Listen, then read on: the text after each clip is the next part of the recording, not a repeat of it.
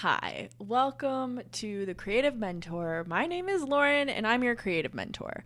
And if you're new here, here's just a little review spiel that I have for you. So, this podcast is made in the spirit of I was really frustrated when I was in art school because all I would do for 4 years is ask people, how do I apply being creative to the real world?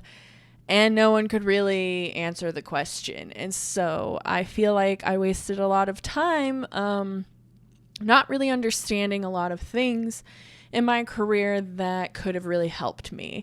And I feel like if you're going to pay to go to college on any level for any skill, they should at least be able to teach you that. And that wasn't my experience. And the more I hang out on the internet, the more I think it's a lot of people's experience. So this podcast is built in a way where I'm a creative. I'm a pretty successful one, and I just want to give you the tips and tricks I wish someone had known to give me to just get you started. So this podcast is for people who are straight out of school, people who are trying to pivot their career, and just anyone who might want to know more resources to kind of get your creative career going.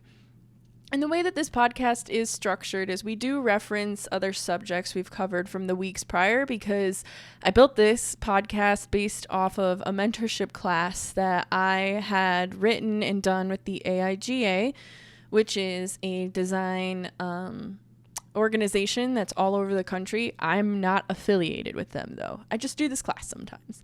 And when I was teaching this class, I found a lot of people were struggling with a lot of things that I now talk about in this podcast, so that everybody kind of gets a fair shot, you know? So always, always, always vet people who give you advice, me included. And if you're watching me on LinkedIn, or not LinkedIn, I love LinkedIn, but I meant to say YouTube.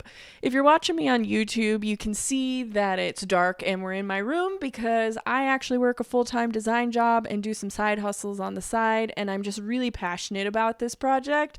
So I do this at night after work in the pandemic where we're all in our house. So welcome to my room. I made it myself. I also dressed a little more goth chic today because I also just want to perpetuate that corporate goth is a thing, and that's what I am. And I work in the sporting industry, and I don't play sports, and I look like a punk, and I love this reality of mine. So, but anyway, you're here to hear about portfolios because that's what this podcast is titled, and I'm sure since when I started this is all you wanted to hear about. Or maybe you haven't listened to a damn word I've said, and this is the first podcast you wanted to hear about because this is actually what you wanted to know. So I'm going to kind of outline a little bit what we're going to talk about today. Portfolio reviews, you hear that sentence freaking everywhere. And I'm going to tie it into how professionals are going to view your portfolio if you're choosing to apply to design firms and in-house design jobs and things like that. And my personal belief is that when you're in college, because this was my experience, when you're in college, you are told to build this portfolio out, and your work needs to be this and that, and you need to exercise this and that, and you actually probably have a really well done technical portfolio, but it's also probably really conceptual, which is fine. Like, I get it. We went to art school. But when you have a professional looking at your work, you don't really know what they're looking for, why they're looking for that, and how much time they're looking. And you know nothing about the user experience of someone looking at your portfolio. And as designers, we all know that information's pretty important. So I'm here to tell you that. Another thing is there's kind of an expectations versus reality situation when we're talking about portfolios and going into design jobs. And I'll touch on that a little bit.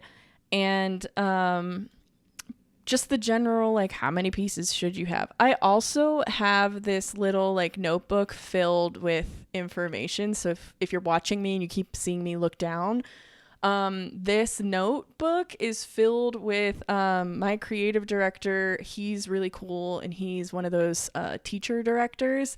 I love working for people like that. And when he was looking to fill design seat, he walked us through all of the pain points of looking at portfolios. So I wrote them down. So I'll share them with you pretty much straight from a creative director's mouth in a profession. So, all right, let's get started. So first, let's talk about expectations versus reality. Granted, I went to school and graduated art school in 2013. And at the time, I was a sculpture major. I was in fine art. And I had done a couple of portfolios. I had to do one to get into school. And then I had to do one to get into my major. So I was like, oh, I'm the shit. I know how portfolios work.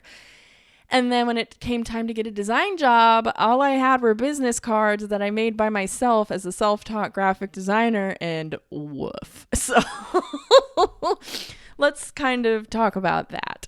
So I kind of lied my way into my first design job because I had to, and it's where I gained the most experience. So if you feel like you're kind of doing that, make sure you're just faking it till you make it. Like, just make sure that you have the drive to actually learn what you need to be doing, because I'm not above starting out at a mom and pop shop that's going to give you a shot and you're going to learn the basics to move on to bigger fish. That's totally fine. Another thing that I think happens is in school, or if you're taking like a course to pivot your career, or you're trying to get certified in something, I think a lot of those things don't really address the fact that when you get into design work in general or creative work in general, that there is no such thing as a perfect system. And I think it's really important to address the fact that no matter what job you land, you're going to be doing some administrative tasks. You're going to be monitoring your time. You're going to have to know how to email people correctly. You're going to have to know how to read information out of an Excel spreadsheet to put it into like a spec sheet or a PowerPoint presentation every once in a while, or web banners and things like that. Especially if you're starting out new, you're going to be given all of the production work right off the jump. You're going to be doing web banner after web banner after web banner. If you're a graphic designer, you're going to start at the bottom and go to the top. That's how this works, because there's a little bit of old school, new school shit going on. And that's also fine so long as your leader is cool. But I just want you to kind of be prepared to potentially run into that scenario, because I've also seen a lot of baby designers come into work and sit next to me and get really frustrated that things don't work perfectly. They're never going to. And the sooner that you can find your boundaries within that, it's okay to have boundaries with an imperfect workflow.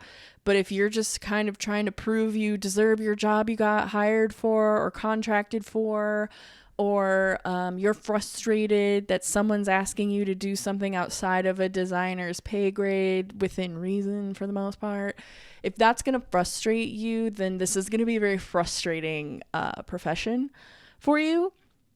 So just kind of get ready to embrace the fact all of these are learning opportunities. You're probably going to learn you don't like these parts, or you're going to learn to live with them, or you're going to learn you really enjoy them. And all of those are valuable lessons to learn. So I just want to kind of say that up top, because it's going to save you a lot of stress and a lot of frustration. So let's go into what your portfolio should kind of look like. And it doesn't matter what kind of designer or creative you are. These are kind of general rules of thumb that are going to help you because they're functional things. So the best advice I can give you is to have 4 to 8 pieces in your portfolio. And that might mean like fully thought out posters. Maybe it's an entire branding project, just like pieces being projects. And depending on what job you're going for, all of your projects are going to need context. So you will have to do some writing. And I just want you to keep in mind, when a hiring manager or a creative director or an art director or a senior designer is looking at your portfolio, they're doing that on top of all of the other work they have to do that day. So they're not going to spend 15-20 minutes reading all of your stuff. You have to capture them with the way that you're telling your project's story and with the way that you present your work.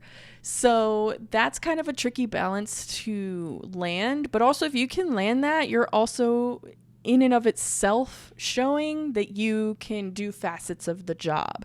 So how you present your portfolio is also an example of how you're going to be able to work in this industry, job, whatever you're looking at, getting hired for or contracted for.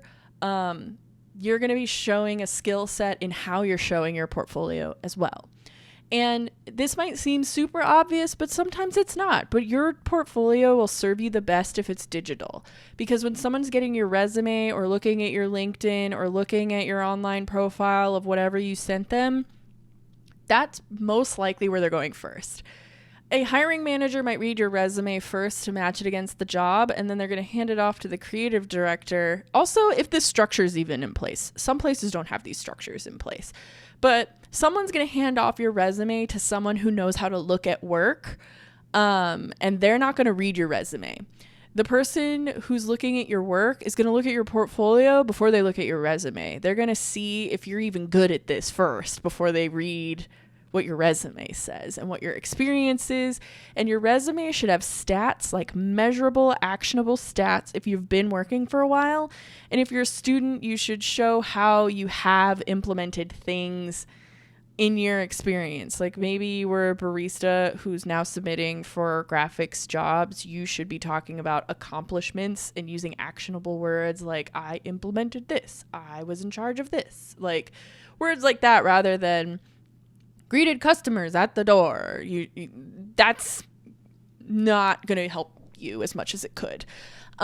So they're going to read your stats after they see you can do the work. Another thing is if you've worked on a project with multiple people, be honest about it. It's fine to have that in your portfolio, but try to put the pieces of the project you actually made and worked on in your project that people are viewing, because nothing sucks more than seeing an amazing project and then right at the bottom in small writing you say, oh, I just resized this, because that doesn't show us you thought that and that you can put that together. So it's totally fine. I have really in-depth projects in my portfolio where I've credited my art director for the photography, for the photographer for taking the photography, and for my copywriter for writing everything. But as far as the creative strategy and the execution of the assets went, I might not have taken the picture, but it's still a skill to find the correct crop for certain things, or placing imagery with text and things like that. So you can get down to that nitty gritty. This is a portfolio. We know what we're looking for, man. So that is a major key piece. And this is also why I say 4 to 8 things, because that was a lot of information for just like one piece to consider. And people don't have that kind of time, you know? They're probably going to look at 1 or 2 projects that are relevant, which is also, it's great if you can categorize your work by what you are looking to do work in. So if you really like email design, put a bunch of email stuff together. If you like doing social media, put social examples together. Put it all kind of in one area for that person to find it, because if you're going in for a social media job, you want to show like, hey, my Instagram filters are here, my Instagram stories are here, my feed posts are here, and here's like what these are and why they were like that and what I was thinking about to make them and what the brief said and why I did it this way. Because then your creative director can see all of that in one place rather than clicking around. Because if they get frustrated for 0.5 seconds, they're Xing out of your portfolio and moving on to the next. Because our industry we're fighting each other for work. And that's fun and cool. But like those little bits, those pieces of user interface are really important. It's also totally okay to not have your own website. Websites are expensive. They're like $200 a year if you're being serious about it. And if you're fresh out of school or you haven't had a job for a while, that's expensive. So it's totally appropriate to have a Dribbble page or a Behance page. It's totally fine if it's wix.com.lauren. If that's kind of what you're doing, that's totally okay. We just care if we can look at your work quickly and understand what we're looking at quickly. Because on this page I'm going to read to you about common mistakes, believe it or not. Like, this was 77 portfolios. And I've heard other people I work with say they've looked at 100 portfolios in a day. So imagine having only 8 hours a day. You probably have about 6 total hours of work to accomplish in the day. And then you also have to look at 100 portfolios to try to fill a spot as fast as you can because you need to. That's a lot to put on a person. So help them out, you know? Try to think of it like that. And I think you're going to do a lot better for everybody if you have an interactive resume with clickable links for your email, any social media you want to share, and your portfolio website. Hiring manager can look at your resume and be like, cool, this matches. Send it on over to a creative to look at your portfolio. They can click through links, poke around. If you keep their attention for more than 5 or 10 minutes, you're doing really well. But it only takes maybe 2 or 3 minutes to know if you're looking at something you don't want to be trying to figure out. Don't leave anything for someone to figure out. And if you're someone, I'm not this person, but if you're someone who understands how to put like Google Pixels and stuff and collect data on your website, who visited, who was there long, all that stuff, do it if you can, because you're going to know when you apply to jobs how long people are looking at things and where they're getting stuck, or if something's not looked at for very long and others are looked at longer, and you can refine that way. Another huge piece of advice is don't put work in your portfolio that you do not want to do, because then you'll get work doing it. Like for me, for example, I don't really like email design, and I will only put emails I design in my portfolio if it was part of a major toolkit and it was just a piece, just to illustrate the fact that I can do a bunch of different kinds of digital work. But that's just the example that I have. If you don't like doing GIFs, don't put them in there. If you don't like doing emails, don't put them in there. If you don't like doing print ads, don't put them in there. On the flip side, though, if you do make things that have become tangible in real life and you don't have good photography of that, totally fine to make a mock-up of it. And also, if you're someone who doesn't have a lot of work to show, it's also totally cool to take a brand that you enjoy and implement a project for them. I was on TikTok the other day. I swear I'm going to mention it once a podcast. I love TikTok. I don't care that I'm almost 30. I'm on it all the time. But I was watching this person show their graphics portfolio through TikTok, which also in and of itself is a creative way to show people what you do, because you truly never know where interest or a job will come from. But anyway, they were showing their work, and something that made me laugh out loud because I just thought it was so funny and clever was they did a rebrand for Dirt Devil and they collaborated with Satan on it. And I thought that was very funny. And it just shows that they're imaginative. And if they're given a brief that's like, hey, we're doing a collaboration with so-and-so, it might be boring. It might be interesting. But like that guy showed us, hey, here's what this could look like. Ah, ha, ha. And it was really fun and it was really great. And even if like maybe my company doesn't do a bunch of collabs, I might look at that anyway because it's interesting and it stands out next to other portfolios. So if you're a student and you don't have a bunch of work, or you didn't major in graphic design and you need to show work because that's what you want, or any field, maybe you're not a photographer but you need work, so, and you don't want to photo shoot weddings all the time, like that's fine. Like go make up a project for yourself. We are creatives. We literally just pull things out of thin air, and it literally makes us magic to people. So get creative with it and make it fun. Your portfolio shouldn't be a chore. It should be something fun. It should showcase you at your best with where you're at now and elevate you to where you want to be. And that's another thing to consider too. Only show work of who you want to be and not necessarily who you are or who you were.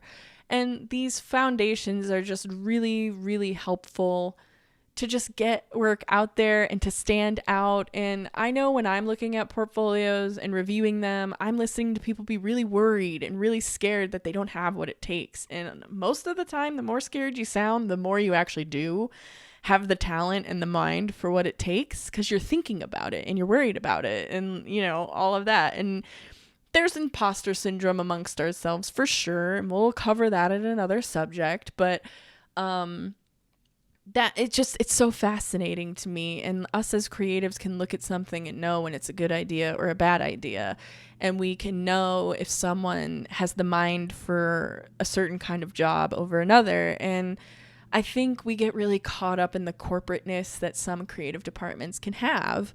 And I just want you to remember, when you're making your portfolio, it should be fun. And sure, it's annoying you have to make one and upkeep it, but it's supposed to showcase the best work you've done, and that should be exciting for you. And another good thing of advice I can give you is keep up with your portfolio, even if you have no interest in looking for a new position or a new work. Like it's just, nothing sucks more than like being let go or being fired or whatever your scenario is, or quitting on the spot. Who knows? We bring our emotions with us to work because it's just our nature, and that's fine. But nothing sucks more than when you have to figure out how to find another job, and then you also have to update your portfolio and resume.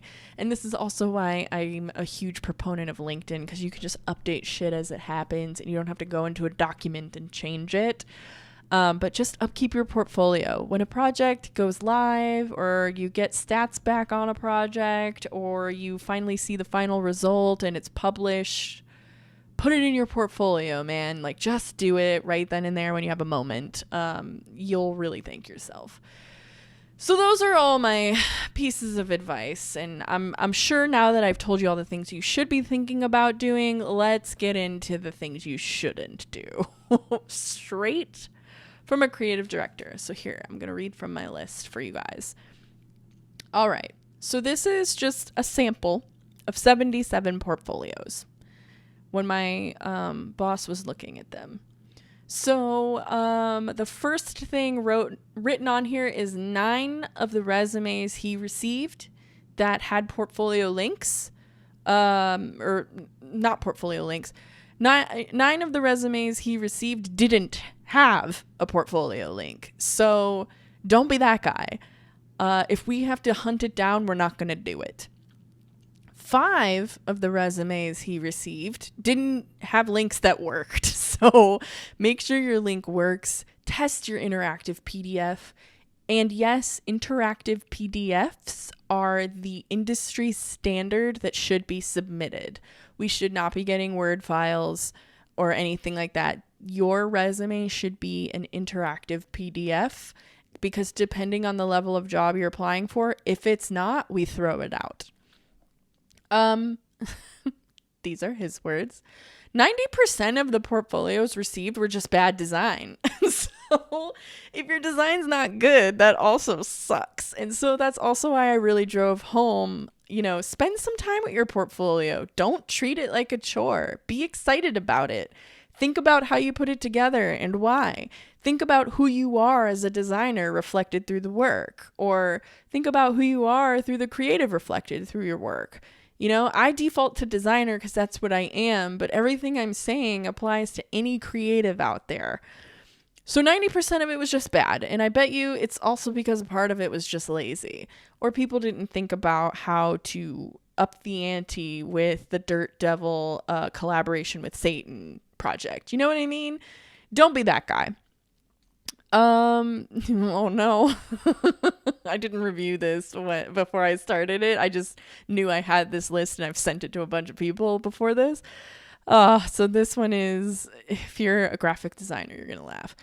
One of the resumes he received had all of the same weight typeface. So what that means is there was no bold, there was no different sizes, there was no differentiation for anything.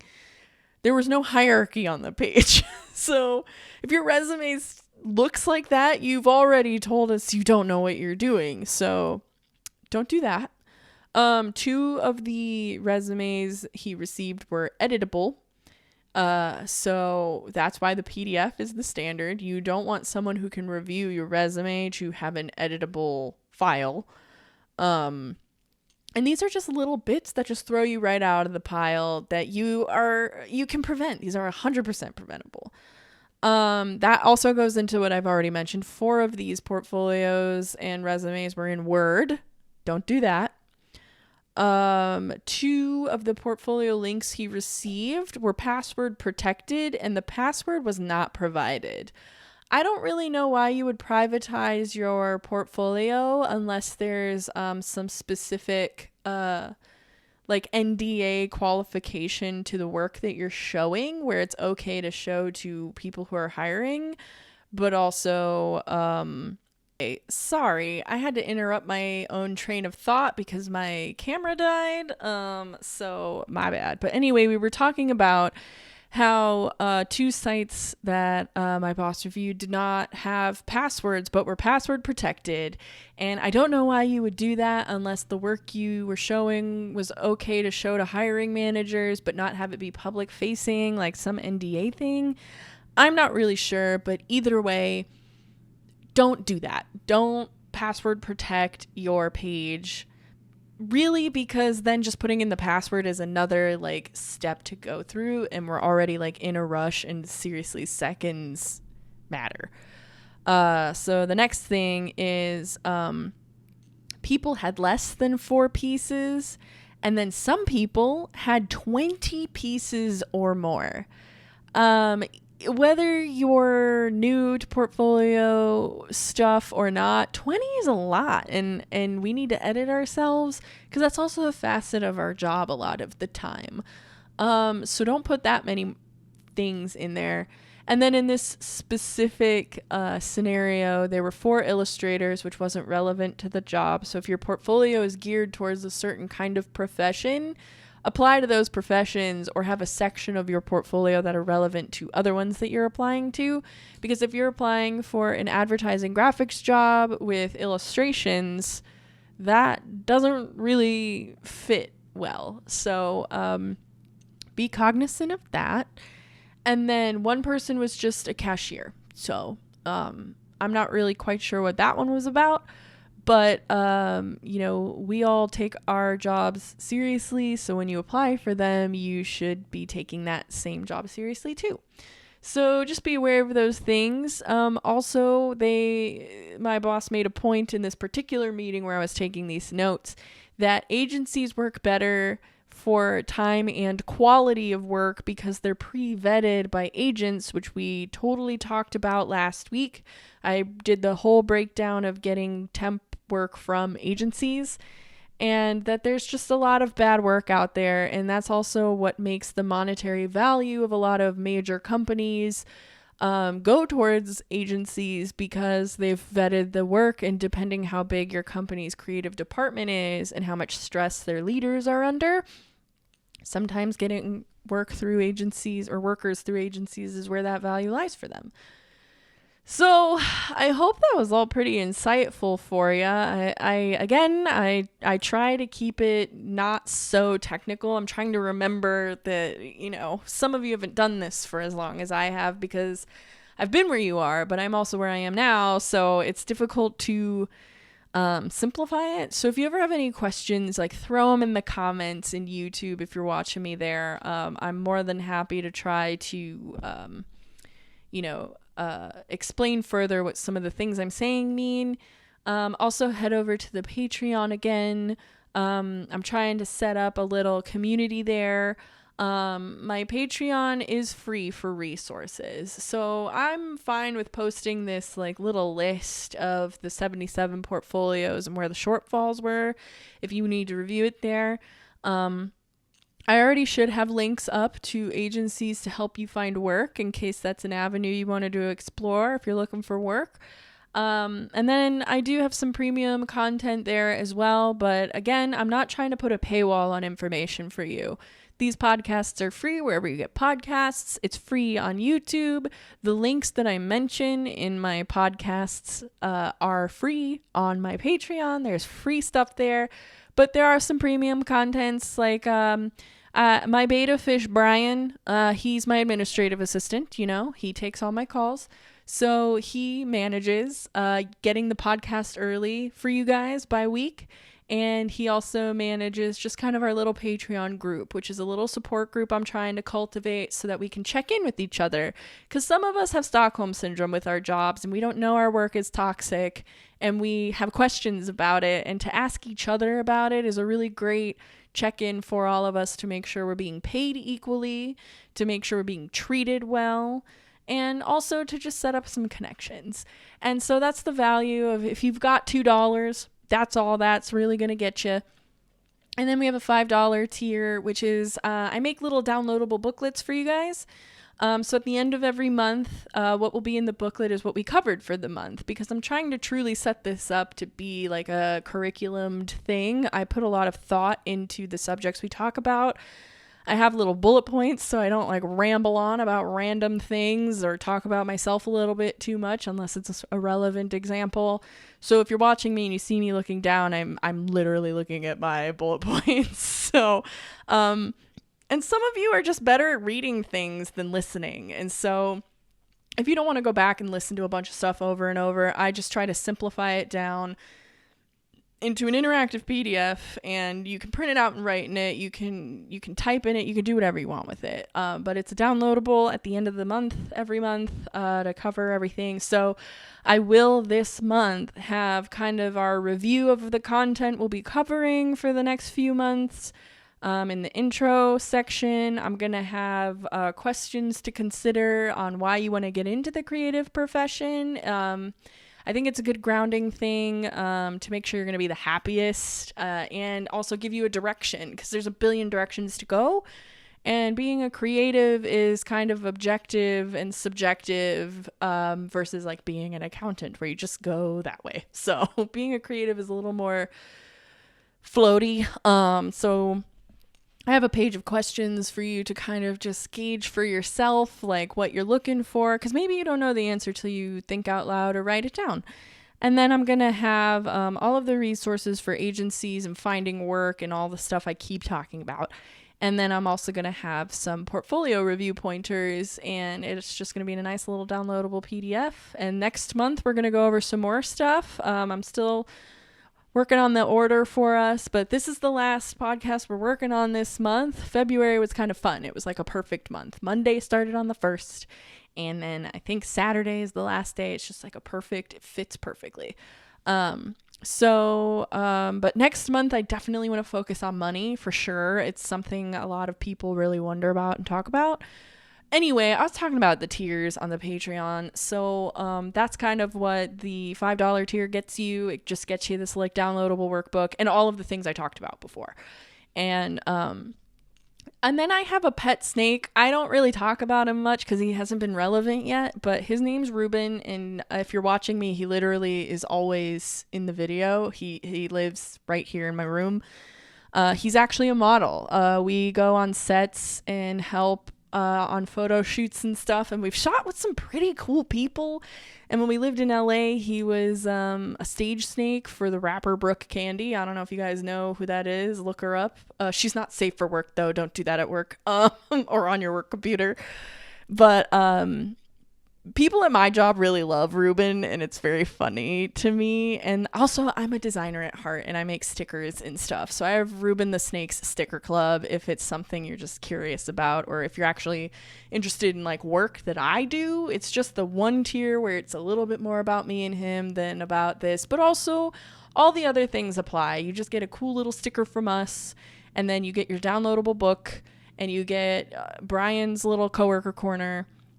And then let's say you're getting like really serious about this stuff, or you're like super duper stuck. I do have a $20 tier where you get access to a personal email that reaches me, just me, not Brian, just me. And we can talk a little more one-on-one to structure your goals. I can review your portfolio for you. We can connect on LinkedIn, and you can kind of get a feel for how I work on there. And all of that stuff. It's just a lot more personal access to me, and I will say it's an experimental tier for me. So if that's something everybody has a great interest in, and I get flooded with those, I think I'm gonna like work on a more per basis one-on-one versus a monthly. But we'll see what we got to do here. So that's kind of the benefit of just at least checking out the Patreon. You also don't have to pay for anything if you don't want to, because like I've said before, I'm not trying to keep information behind a paywall for you, because the fact that school doesn't teach us a lot of this really is garbage. So I'm just trying to clean up the trash and give you all some pointers from someone who does look at portfolios, and who does listen to people in my profession who are above me in pay grade, who have frustrations, and this will help all of us. So I hope that helps you guys out. Next week, we're going to start the money talk. We're going to talk about how much you should get paid, how to find out what industry standards are for pay, how percentages work in different cities, because there's a national average and then there's a location average. So depending where you live, you could get paid more or less. We'll go over the top earning cities in the United States, and we'll go over the bottom earning cities in the United States.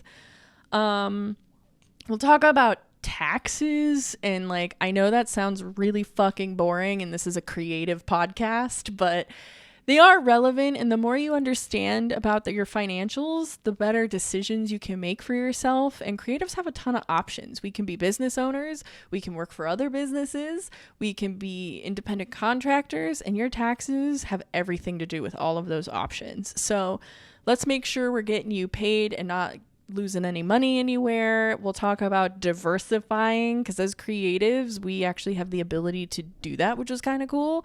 So we'll kind of go over that a little bit. What else? We'll talk about how to talk about what you do. And that might not have to do with money, but it has everything to do with how to frame how you're going to get more of it. I'm a very money-driven creative. I am creative regardless of if I'm getting paid a lot or not. But now that I know how to get paid for being creative, I want to tell anyone who wants to listen to me about it. And we'll talk about, essentially framing all of that in the best way, because there is a way to talk to people who aren't creative that typically hold all the money to speak their language and get a little more money. So let's figure it out. So that's kind of what March is going to look like. So I hope you guys stay safe out there. You have a lot to mull over. If you haven't subscribed by the time this comes out, you have a couple days left. Otherwise, all of the perks I just mentioned will move over to the next month. Subscribe to the Patreon is what I mean. By all means, subscribe to the podcast and the YouTube channel. It's free. But just keep that in mind if these perks sound interesting to you. And just check it out and let me know what's up. So I will talk to you all next week. Goodbye.